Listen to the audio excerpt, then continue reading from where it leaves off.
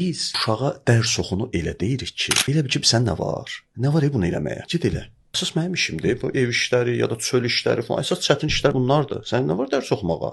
Deyəndə uşağın əzmini də alçatmış olur. Belə ki, bu mən əziyyətini görməməzlikdən gəlirik. Bu deyir ki, sən nə var ki, sən var bir dənə işin var da dərs oxu. Mən deyirəm ki, gəlin yer dəyişək görək, gedib 2 gün onun yaşadığı həyatı yaşaya bilərsən. Bu düzgün deyil axı, xeyr. İşləyən insanlar kefdədir. Mən qarışıq. Kefdəyik. Hər gün gedirəm bax, görüşlər, seanslar, yazılar, oxuyuram. Yəni belə ləzzət edir həyat. Amma mənim uşağım məktəbdə gedir hansısa sözləri eşidir. Belə də, yəni nə bilək hansı müəllimdir, nədir? Müəllim də öz yaraları ilə, travmaları ilə ortadadır onsuz da. Bəli. Direktor müavini var, məktəb mühiti var. Nə bilim, o qədər sözlər eşidir ki, axşam da gəlib biraz məndən eşidir. Kim daha yaxşı həyat yaşayır? Kimin üçün daha asandır görəsən?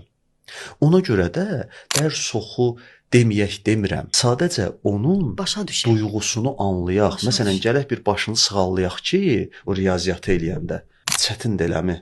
Bezirsən deyə inanın o qayıdıb bizə təsəlli verər ki, yəni narahat olma da eləyəcəm. Biz deyirik ki, sən nə işləmirsən? Mən iş görürəm.